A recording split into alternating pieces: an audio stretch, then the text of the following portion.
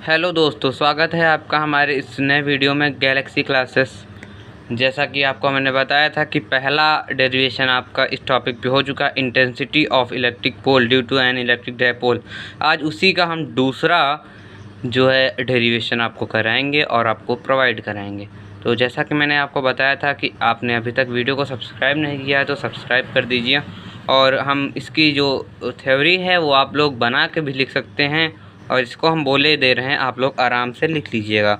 जैसा कि मैंने बताया कि माना कि दो विपरीत आवेश, माइनस क्यों और प्लस क्यों, ये अलग अलग है ना। माना कि दो विपरीत आवेश एक वैद्युत द्विध्रुव का निर्माण करते हैं, ये एक वैद्युत द्विध्रुव का निर्माण करते हैं जिनके बीच की दूरी 2l है, बीच की दूरी 2l है, जिनके निरक्ष पर, निरक्ष मतलब, जिनके निरक्ष मतलब, निरक्ष पर मतलब कि नॉट ऑन एक्सिस, एक्सिस पे नहीं, निरक्ष पर एक बिंदु P मानते हैं, और वो बिंदु इस वैद्युत ध्रुव के बिंदु O से, मतलब मध्य बिंदु O से r दूरी पर स्थित है। ठीक है, तो यहाँ पर हम लोग फॉर्मूला लगा लेंगे टेन थीटा। टेन थीटा बराबर क्या होता है बच्चा? थीटा बराबर होता है, यहाँ पर हम लोग पाइथागोरस थ्योरम लगा देंगे।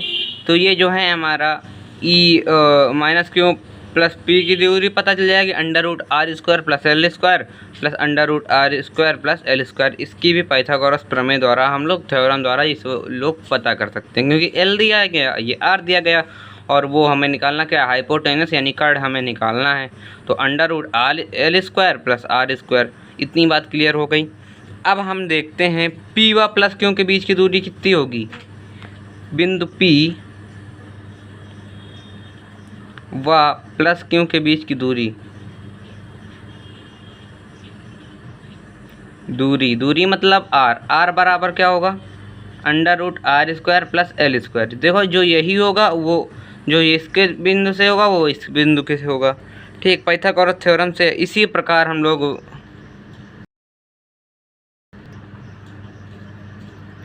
P व माइनस क्यों के बीच की दूरी होगी,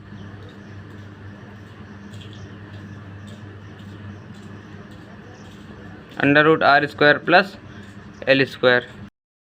अब हम लोग उसी प्रकार फिर से एक बार करेंगे, जैसे हमने बताया था एक उस वाले में वीडियो में आपने को बताया था कि प्लस क्यों इधर लिए थे, तो प्लस क्यों के कारण वैद्युत क्षेत्र की तीव्रता, उसी तरह इसमें भी प्लस क्यों के कारण, प्लस क्यों के कारण वैद्युत क्षेत्र की तीव्रता, वैद्युत क्षेत्र की तीव्रता। तो हम लोगों ने फार्मूला पढ़ा है E is equal to 1/4πε0 Q by R square. ठीक, तो आर स्क्वायर क्या थी, उन दोनों बिंदुओं के बीच की दूरी थी। तो क्या होगा इसका, E1 मान लेते हैं, क्या मान लेते हैं इसे, E1 1/4πε0 Q by R square. R square मतलब ये बिंदु की दूरी ये है, आर स्क्वायर करेंगे तो ये हो जाएगा R square plus L square, under root में ये आर है और इसका स्क्वायर कर देंगे तो ये E1 हमारा क्या हो जाएगा, 1/4πε0 Q by R square plus L square. Equation 1। इतने में कोई डाउट?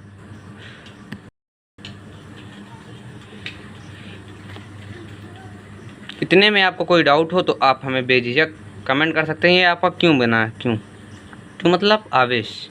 ठीक, अब हम लोग देखेंगे माइनस क्यों के कारण वैद्युत क्षेत्र की तीव्रता,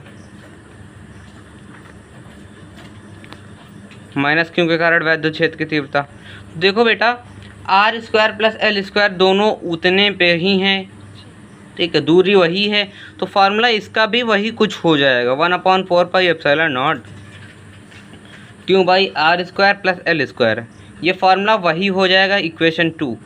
इतने में कोई डाउट नहीं होना चाहिए भाई, क्योंकि देखो दूरी तो सेम है ना, under root R square plus L square, तो फिर क्यों दिक्कत आप कर रहे हैं। अब हम कुछ इस प्रकार से समझेंगे कि E1 बराबर E2 बराबर क्या मान ले, यही होगा कि नहीं, 1/4πε0 Q by R square plus L square. इतने में कोई डाउट नहीं होना चाहिए। इसको हम मान लेते हैं यक्स, क्या मान लेते हैं, यक्स मान लेते हैं, इतने में डाउट नहीं होगा। देखते हैं परिणामी तीव्रता, मतलब परिणामी तीव्रता मतलब ई इक्विवेलेंट इलेक्ट्रिसिटी इंटेंसिटी इक्विवेलेंट हम लोग निकालेंगे। देखो ध्यान से देखो, आप लोग फिगर को ध्यान से देख लीजिए एक बार, क्योंकि इसमें फार्मूला क्या लगेगा पता है आपको?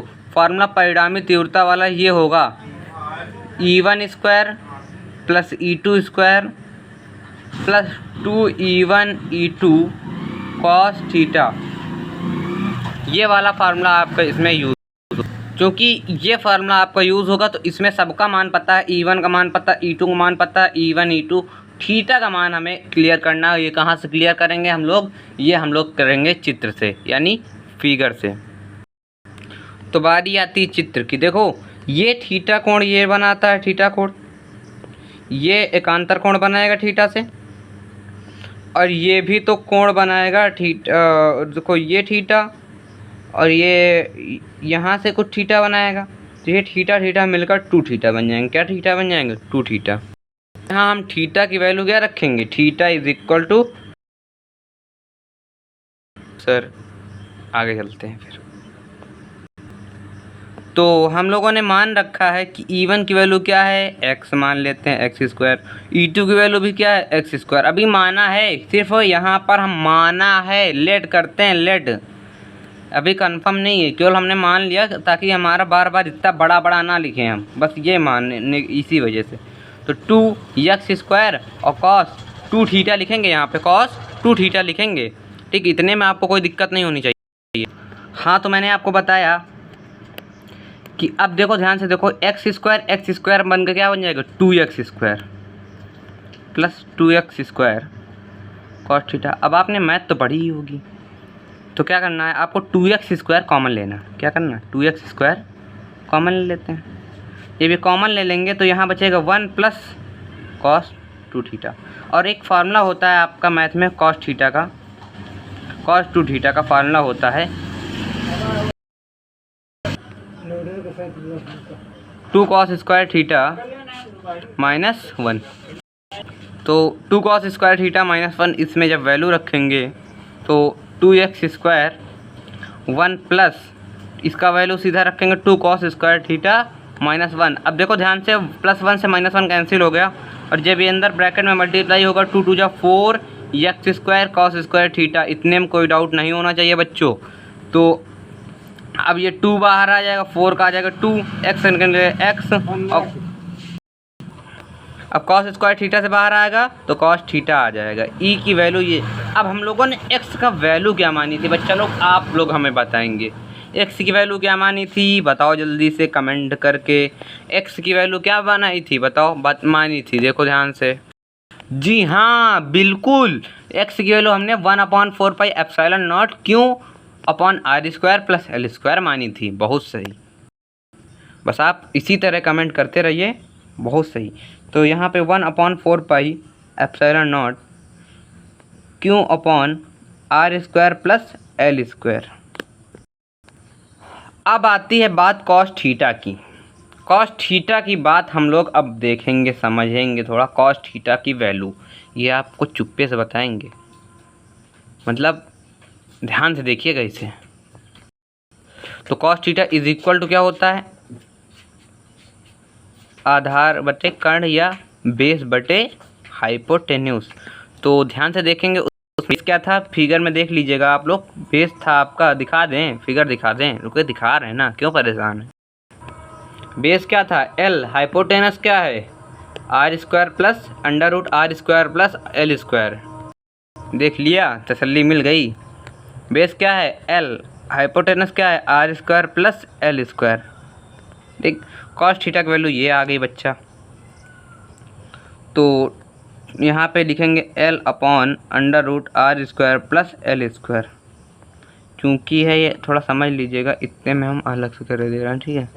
इतने में आप लोग थोड़ा ध्यान से देख लीजिएगा। अब देखो बच्चा, ऊपर आ गया 2ql। अब हमें पता है, क्या पता है? P = 2ql होता है, पता था कि नहीं? तो 1/4 पाई एप्सिलॉन नॉट, ऊपर आ जाएगा P और नीचे क्या हो जाएगा? r square plus l square ये इसकी पावर तो 1 है और इसको हम इस R square plus L square जो अंडर रूट में इसकी पावर 1/2 लिख सकते हैं। और हम लोगों ने पढ़ रखा है कि मल्टीप्लाई में घातें क्या होंगी, जुड़ जाती हैं, मतलब पावर जो है जुड़ जाएंगी, तो वो बन जाएगा पावर 3/2, क्योंकि 1/2 प्लस करो 1 से तो 2 1 2 1 3/2 हो जाएगा। अब हम लोग देखेंगे, अब हम लोग एल का मान नगण्य कर देने पर, एल जो है बहुत छोटा है, ठीक, इस वजह से एल को हम लोग नगण्य कर देंगे। सो फाइनली हमें प्राप्त हुआ, क्या प्राप्त हुआ कि फाइनली क्या प्राप्त हुआ भाई, E is equal to 1/4πε0 P upon, अब L का मान हम लोग नगण्य कर देंगे तो आर स्क्वायर की पावर क्या हो जाएगी 3/2। जब ये 3/2 तो 2 से 2 कैंसिल हो जाएगा, ठीक भाई, पावर में ये है ऐसे, तो 2 से 2 कैंसिल, 3 तो बचेगा, तो E is equal to 1/4πε0 P/r³। यही क्या है हमें प्रूव करना था, और यही है निरक्ष पर तीव्रता। ठीक है, फाइनली आपको समझ में आ गया होगा, बहुत ही आसान ट्रिक से। तो आपको इसी तरह के ट्रिक वाले क्वेश्चन या डेरिवेशन चाहते हों तो आप हमारे चैनल को सब्सक्राइब कर दीजिए, लाइक कर दीजिए, कमेंट कर दीजिए। तो जैसा कि हमने आपको बताया कि ये आपको कोई दिक्कत ना हो तो ये स्क्रीनशॉट ले सकते हैं आप हमारे इसका, और देख लीजिए इस प्रकार हमने इसको पूरा डेरिवेट किया है। ठीक है, तो लास्ट में हम ये देखिए यहाँ पे लिख लीजिएगा एल का मान नगण्य मानने पर। बहुत ही इम्पोर्टेंट डेरिवेशन था इंटर के पेपर की दृष्टिकोण से। ओके।